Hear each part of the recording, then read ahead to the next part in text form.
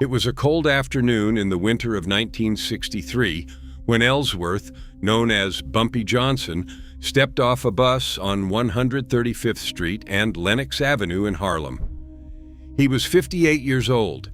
He had just spent the last 10 years locked inside Alcatraz, inmate number 1117, the most infamous federal penitentiary in the United States, reserved for the men the government considered the most dangerous in America. Al Capone had walked those halls.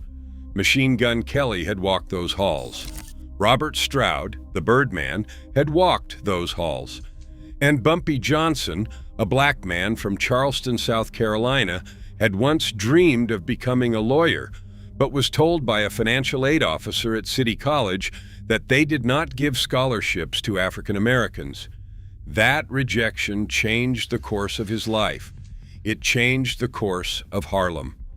Now, he was back, a decade older, thinner, carrying prison in his bones. The Harlem he returned to was not the Harlem he had left. The streets were rougher. The drugs were different. The Italian families had tightened their grip. Malcolm X was preaching on the corners. The civil rights movement was burning through the country. Everything had changed. But one thing had not changed: the way Harlem felt about Bumpy Johnson. As he walked up Lenox Avenue that afternoon, people recognized him. Word spread fast. Bumpy's home. Bumpy's back. Shopkeepers came out to shake his hand.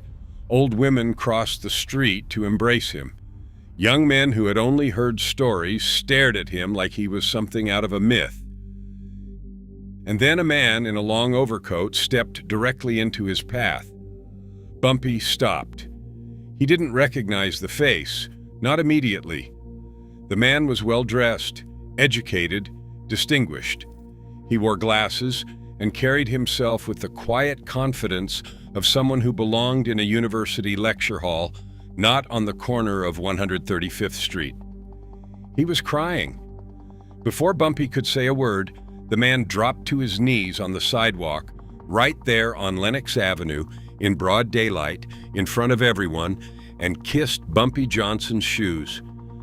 Bumpy looked down at him, confused. He grabbed the man's arm and pulled him up. He said, "Get up, man. What are you doing?" The man wiped his eyes and said, "Mr. Johnson, you don't remember me, but I remember you. When I was 13 years old, my mother couldn't afford to keep me in school. You paid for my books. You paid for my clothes. You told me to stay in school and never look back. I'm a professor now, Mr. Johnson. I teach at a university, and I owe everything I have to you." Bumpy stared at him for a long moment.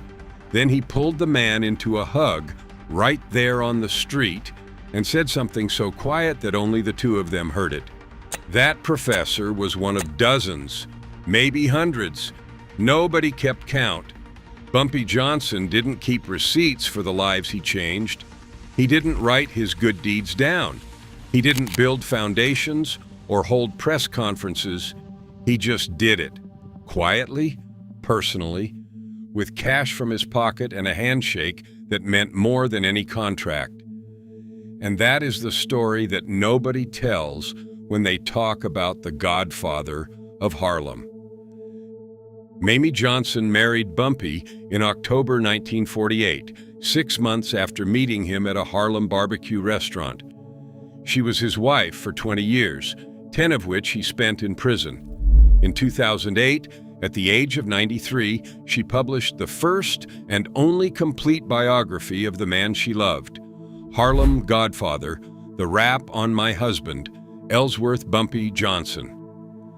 That book didn't just set the record straight about Frank Lucas and the lies Hollywood told.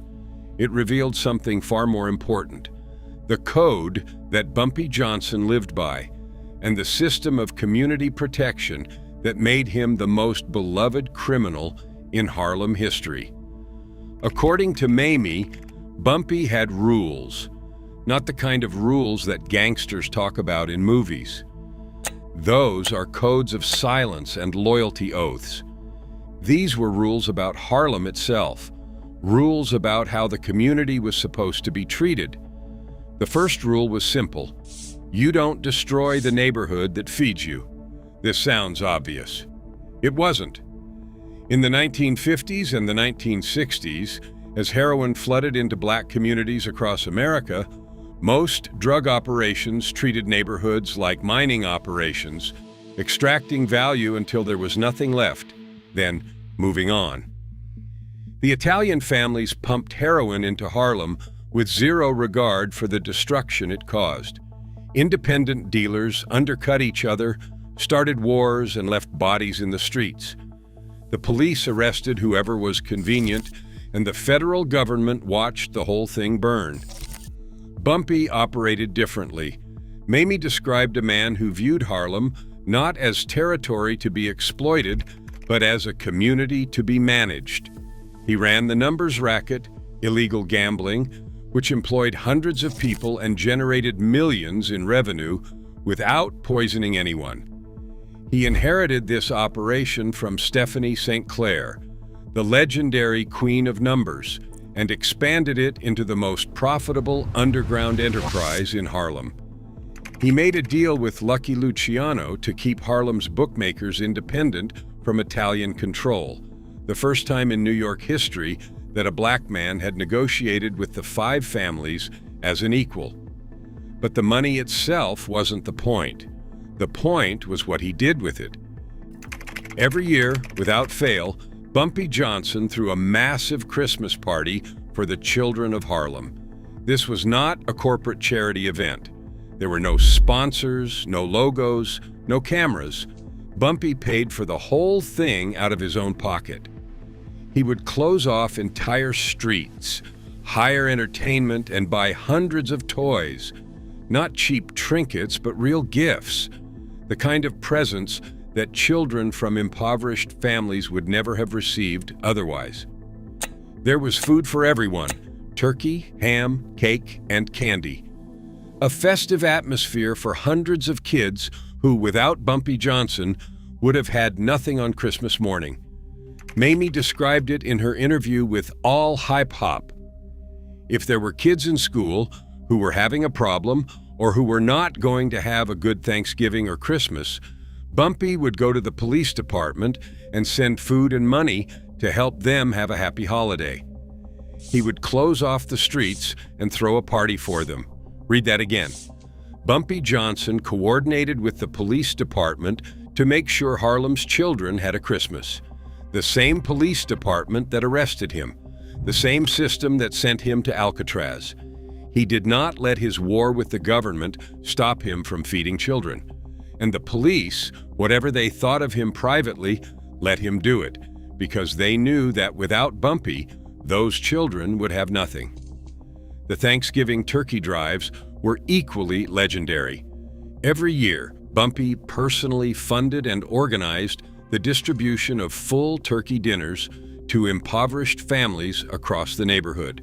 Not 100 families, hundreds of families. He did not delegate this. He did not send an associate. He showed up. He shook hands. He looked people in the eye and wished them well. For a man who had stabbed Ulysses Rollins 36 times and left his eyeball dangling from the socket, there was a gentleness to these moments that seemed to come from a completely different person. But the turkeys and the Christmas parties, as famous as they were not even the most significant thing Bumpy did. The most important investment Bumpy Johnson ever made was in education. Bumpy believed, with a conviction that came from personal experience, that academic success was the only real escape from poverty for black youth in America. He knew this because he had lived the alternative. When he arrived in Harlem as a teenager from Charleston, South Carolina, he wanted to be a lawyer. He went to City College to apply for financial aid. The officer looked at him and said, "We do not give financial aid to African Americans." That door closed, and Bumpy walked through the only other door that was open, the streets. He never forgot what that rejection cost him. He spent the rest of his life making sure other young people did not have to make the same choice. Bumpy paid for college tuition for young men and women across Harlem, not one or two, dozens. He would identify promising students, kids who were smart but poor, kids whose families could not afford books or clothes or application fees, and he would quietly pay their way. No strings attached, no debt to be repaid, no expectation that they would join his organization or owe him favors. He simply wanted them to succeed. Paul Eckstein, the executive producer and showrunner of the television series Godfather of Harlem, confirmed this in an interview. The reason he spent 18 years developing the show was not just because he loved crime drama. It was personal. As Eckstein put it, Bumpy put my grandmother through college back in the 40s and 50s.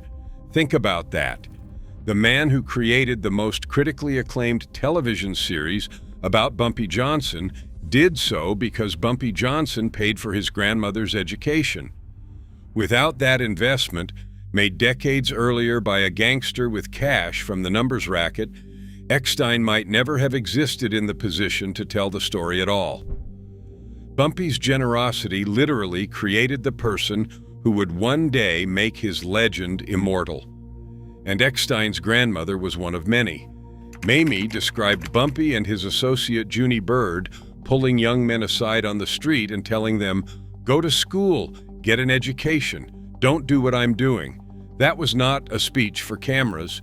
That was a man who understood that his own path, as powerful as it had made him, was a trap. He had been forced into the underworld because America would not let him be anything else. But if he could buy a young man's way into a classroom, he could give that young man a choice he never had. Then there was the rent. In Harlem in the 1950s and the 1960s, eviction was a constant threat. Families lived paycheck to paycheck, or worse, welfare check to welfare check. Landlords did not negotiate. If you missed a payment, you were out. Your furniture on the sidewalk, your children on the street. No safety net, no appeal. Bumpy Johnson became the safety net. Mayme described it plainly. They getting dispossessed and ending up in the street, Bumpy would go there even if he didn't know them, and he would pay their rent for them and tell the mobsters to leave them alone and try to help them get settled, even if he did not know them. That's the part that breaks the stereotype. This was not a gangster protecting his own people, his dealers, his associates, his territory. This was a man walking into the apartments of complete strangers and paying their rent because he could not stand to see families put on the street. He paid overdue utility bills. He bought school clothes and supplies for neighborhood kids at the start of every school year. Not a few shirts and pencils, but full outfits, new shoes, backpacks, everything a child needed to walk into a classroom without shame. For families living in poverty, that gesture was transformative. A child who shows up to school in worn-out clothes and no supplies is not just poor, he is a target. Bumpy understood that he had been that child once in Charleston, South Carolina, and that his family sent him north to Harlem because they were afraid of what would happen to him in the segregated South. He mediated gang disputes. He enforced a code on the streets that kept violence below the level where innocent people got hurt. Harlem's police came to him to negotiate peace between warring street gangs. Politicians counted on him to deliver votes on Election Day. Business owners came to him for protection, not from criminals, but from the Italian mob that was trying to extort them. He ran what amounted to a private welfare state funded by gambling proceeds, and it operated with more efficiency and compassion than any government agency in the neighborhood. This is where the story gets dark, because the federal government did not just want to arrest Bumpy Johnson, they wanted to destroy what he represented. Think about what Bumpy was from the government's perspective. Here was a black man in Harlem who had more loyalty than any politician, more influence than any preacher, and more resources than any community organization. He could mobilize a neighborhood. He could deliver votes. He could settle disputes. He could feed hundreds of families at Thanksgiving. He could send children to college. He could keep streets safe without a single police officer involved. For the FBI under J. Edgar Hoover, this was not a Robin Hood story. This was a threat. COINTELPRO, the FBI counterintelligence program, which ran from 1956 to 1971, had one explicit goal: prevent the rise of a messiah who could unify and electrify the militant black nationalist movement. They targeted Martin Luther King Jr. They targeted Malcolm X. They targeted the Black Panthers. Long before COINTELPRO had a formal name, the federal government was targeting men like Bumpy Johnson, community institutions who operated outside government control and commanded the kind of loyalty that made federal authority irrelevant. Harry Anslinger, the head of the Federal Bureau of Narcotics from 1930 to 1962, built his career on the racial weaponization of drug enforcement. He personally destroyed Billie Holiday, who was Bumpy's close personal friend, by relentlessly prosecuting her for heroin use while simultaneously ignoring white addicts like Judy Garland, whom he privately suggested should take longer vacations. When Anslinger looked at a black woman singing the song Strange Fruit, a song about lynching, he did not see an artist. He saw a political threat. And when he looked at Bumpy Johnson, he saw something worse, a man who made the government unnecessary. In 1952, Bumpy was convicted of conspiracy to sell heroin and sent to Alcatraz for 15 years. He served 10 years. Mayme Johnson went to her grave insisting that the charge was a setup, that Bumpy's real empire was the numbers racket, not narcotics, and that the heroin conspiracy charge was chosen specifically because it was the one accusation that could turn the community against him. It is true that conspiracy is the loosest charge in federal law. You do not need drugs. You do not need money. You do not need physical evidence. You need witnesses. And in 1952, the Federal Bureau of Narcotics had no shortage of informants willing to say whatever was necessary to put a black community leader behind bars. But here's what the government didn't anticipate. It didn't work. When Bumpy Johnson was released from Alcatraz in 1963, Harlem threw him a parade. Not a small gathering, a parade. The entire neighborhood turned out to welcome home a convicted heroin conspirator. The government had spent 10 years trying to destroy his reputation. They had called him a drug dealer. They had locked him in the most notorious prison in America. And Harlem's response was to line the streets and cheer. That parade told the government everything it needed to know. Bumpy Johnson was bigger than any charge they could bring, bigger than any prison they could put him in. He had become something that law enforcement could not compete with. A symbol, a man who, whatever his crimes, had done more for Harlem than the city of New York ever had. The conventional image of Bumpy Johnson is a gangster, a man of the streets, feared by criminals and avoided by respectable people. That image is a lie. Bumpy Johnson was friends with Duke Ellington. He was friends with Billie Holiday. He was friends with Lena Horne, Joe Louis, Sidney Poitier, Sugar Ray Robinson, and Bill Bojangles Robinson. He had an affair with Helen Lawrenson, the editor of Vanity Fair, who ordered custom suits for him from luxury brand Solka.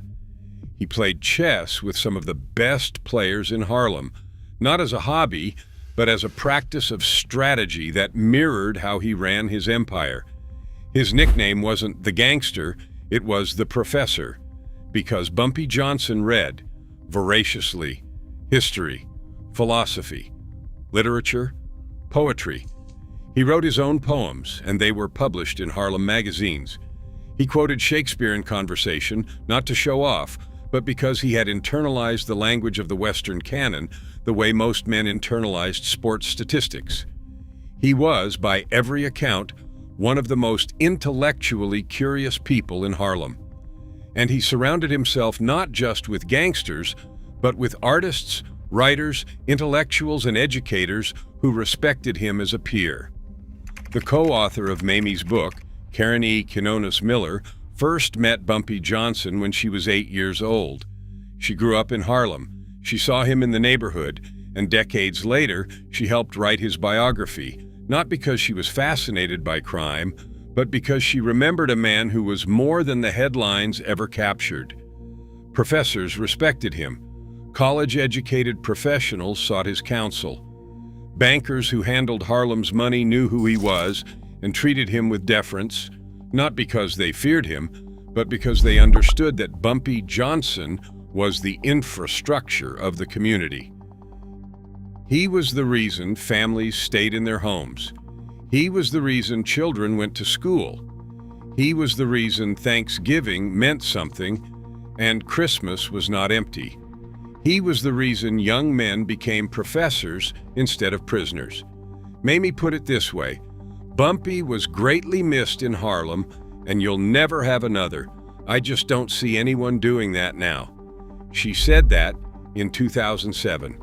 She was 92 years old. She had watched Harlem transform over 60 years, from the neighborhood Bumpy protected to the neighborhood that nobody protected. She had watched the drugs that the government blamed on Bumpy destroy the very community he had spent his life holding together. She had watched the streets get meaner, the families get poorer, and the children get forgotten. And she had watched Frank Lucas, a man she said was never more than a flunky in Bumpy's organization, get a Hollywood movie, a house from Denzel Washington, and $1 million payday for telling lies about the man who had built Harlem's last functioning safety net. That was the final indignity. Not the heroin charge, not Alcatraz, not COINTELPRO. It was a movie that turned a liar into a legend and reduced the real godfather of Harlem to a footnote in someone else's fabricated story.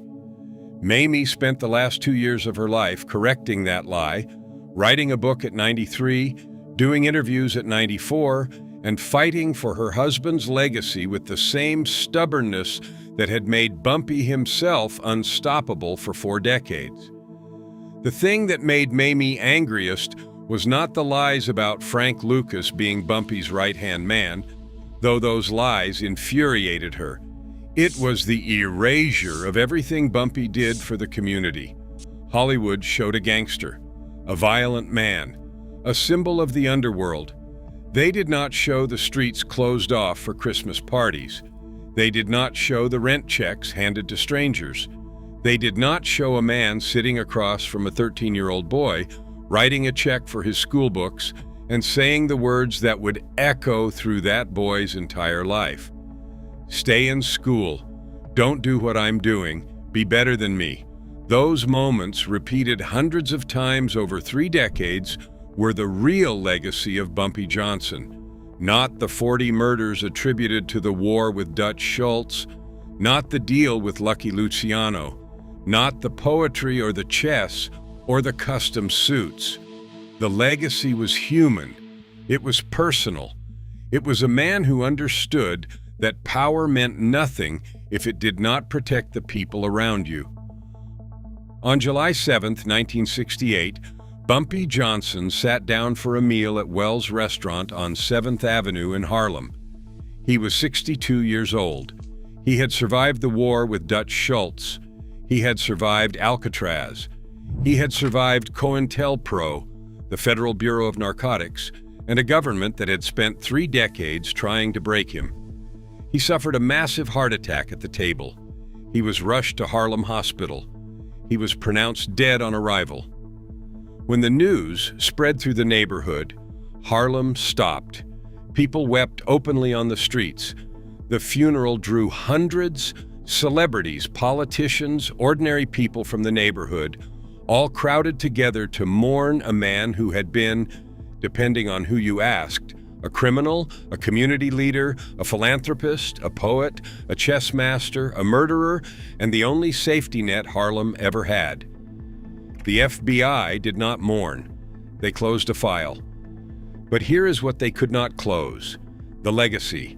The professors he created, the families he kept in their homes, the children who ate Christmas dinner because of him, the students who graduated because a gangster from Charleston, South Carolina, a man who was denied financial aid because of the color of his skin, decided that if America would not give black youth a chance, he would. They could not destroy that. They tried. They charged him with heroin conspiracy to turn the community against him. They locked him in Alcatraz for a decade. They surveilled him, harassed him, and used every tool in the federal arsenal to dismantle his reputation. And when he came home, Harlem threw him a parade. Mayme Johnson died in 2009 at the age of 94. She spent the last year of her life making sure the world knew who her husband really was.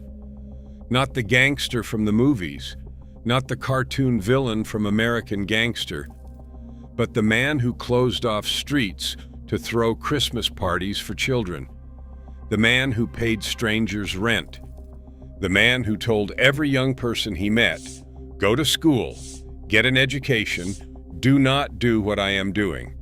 The man who, 60 years after his death, is still the reason some families in Harlem exist at all. That is the Bumpy Johnson that Hollywood never shows you, and that is the Bumpy Johnson that will change how you see him forever.